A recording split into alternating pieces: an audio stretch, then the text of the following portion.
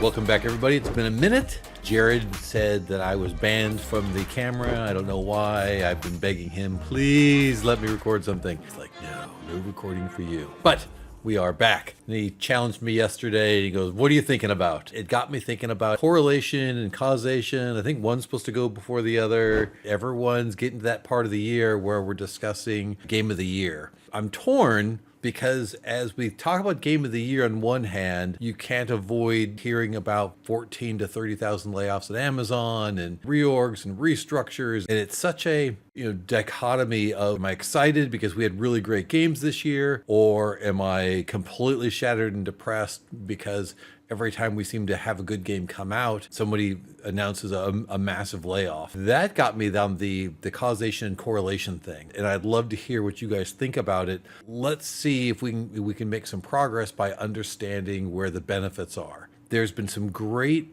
images put up recently by Bob Holtzman and Chris Nehos on potential game of the year candidates. I look at the grid again, wherever. I started noticing that developers and the publishers that are the majority of that grid are not the people doing layoffs. Yet they're also not the most profitable companies in the industry. It seems like the most profitable companies aren't on the list and have the largest numbers of layoffs. And because the discussion's always about is where's the fun coming from? Just make a great game. But the reality seems to be the internal discussions. When's the next investor call? What number do we have to meet for the stock price to change? That seems to be a key indicator of the failure of a game. And I'm sure there are, exceptions to this. But why are there so many great games? I think there's an argument at one point that, those are just small Steam games, but we're not seeing that this year.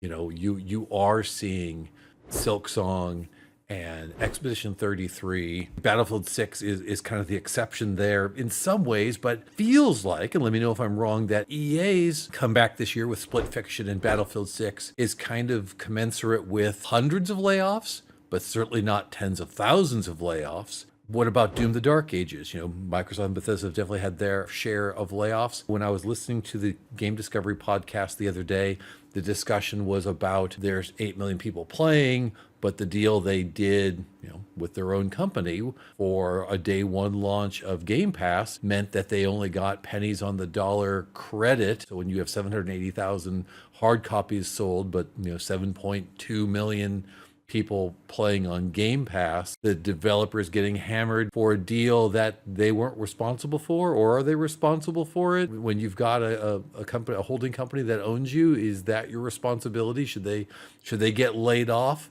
for the performance of something that they didn't do? But we're seeing the early 23 layoffs turn into great games. But then you also have these really special games by strong developers that seem to be having their knees cut out from under them because of stock price or one department needing to make a number, and then still getting punished for it. Which one's the causation? Which one's the correlation? Are we rewarding just stock price? Is that just, people being naive? Like, well, of course it's stock price. We're seeing that when you make a better game, things perform better. But when that discussion's about stock price, game quality goes down. And I'm hoping that what we see in a lot of negativity about EA going private, but do you have an opportunity there then to go and have a more creative discussion because you don't have that quarterly stock price? Sure, they're going to have an equity owner who they do have to respond to. But is that the same? Is it the same discussion on that quarterly basis versus a discussion of where are we at on this? Is this worth the investment? Is it getting somewhere?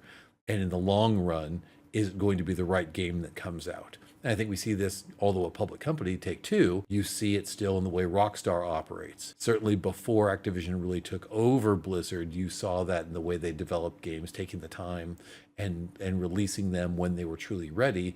And they were rewarded with a great game and profitability. Can we see and reward people for taking the time for creativity? Executives who, yes, they have to do work for their bonuses, they have to respond to stockholders, but can they do what is their responsibility, which is protecting those below them, be able to do a great job? Can they present it in a way that shareholders and other executives understand it, that allow for, let's call it the greater good. If we're seeing that great game equal profitability, then that can then turn into a healthy business as well. It's not one or the other. We all want to see these layoffs stop. We're all excited that we're seeing great games be released. How can we take the lesson learned, take a look at what's working? And yes, you can't have a small team. You have more overhead when you're a large publisher. But we're talking about creativity here. What do you think? Make sure to follow, subscribe, share, all that stuff. I'll see you guys soon.